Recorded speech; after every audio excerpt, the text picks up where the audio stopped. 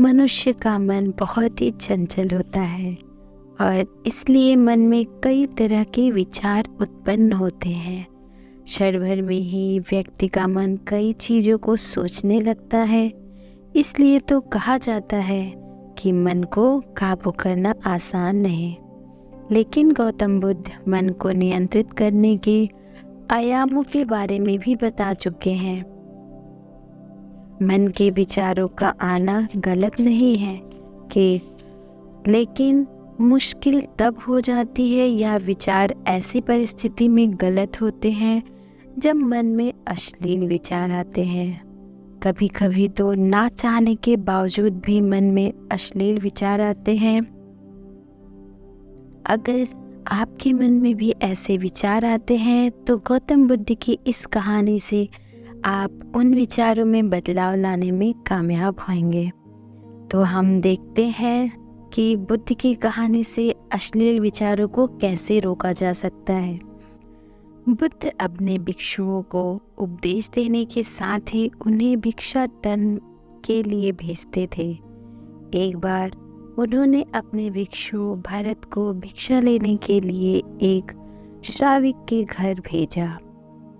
भरत पूरे रास्ते मन में यह सोचते हुए श्राविक के पास गया कि आखिर आज भिक्षा में क्या भोजन खाने को मिलेगा,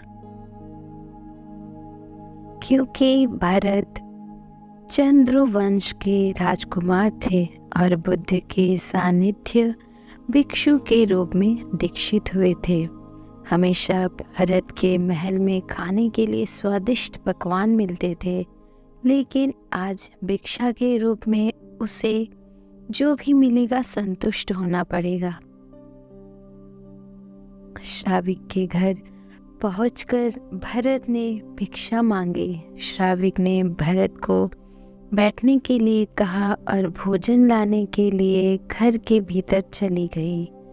इधर भरत फिर से अपने प्रिय भोजन के बारे में सोचने लगे और जैसे ही श्राविक भोजन लेकर आई तो भरत अचंभित रह गया। भरत ने देखा कि श्राविक ने उनके लिए उनके पसंदीदा पकवान परोसे हैं और अपने प्रिय भोजन को देखकर वह खुश हो गए।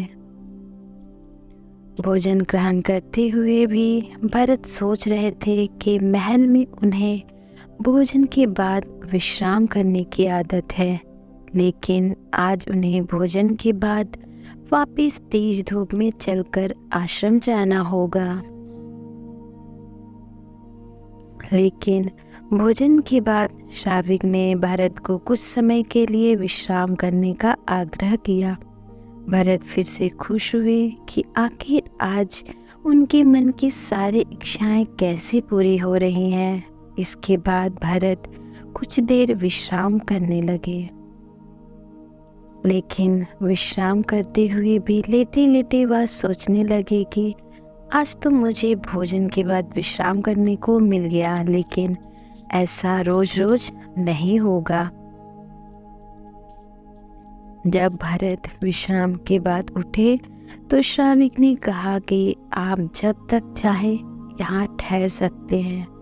भरत अब समझ गए कि ये कोई संयोग नहीं हो सकता है।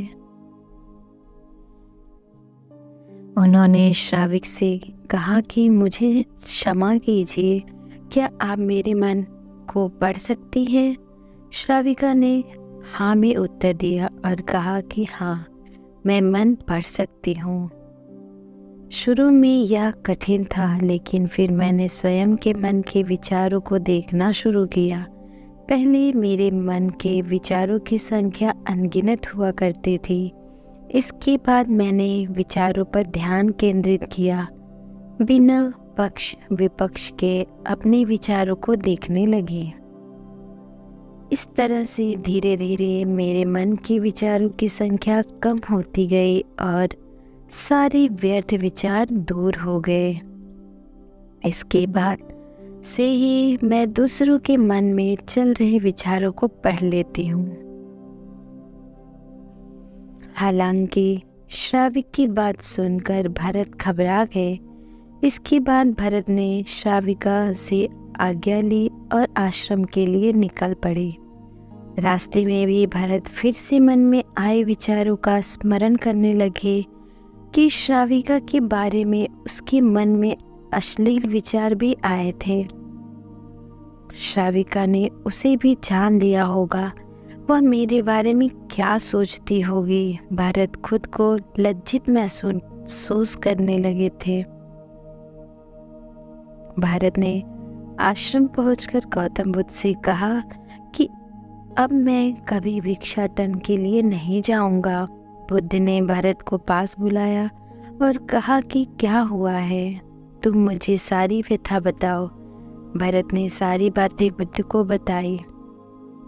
इसके बाद बुद्ध ने कहा कि अगले 1 हफ्ते तक तुम भिक्षाटन के लिए उसी श्राविका के घर पर जाओगे, लेकिन तुम्हें इस बात का ध्यान रखना होगा कि कल भिक्षाटन के लिए जाते हुए तुम अपने चित्त को पूरे होश में रखना।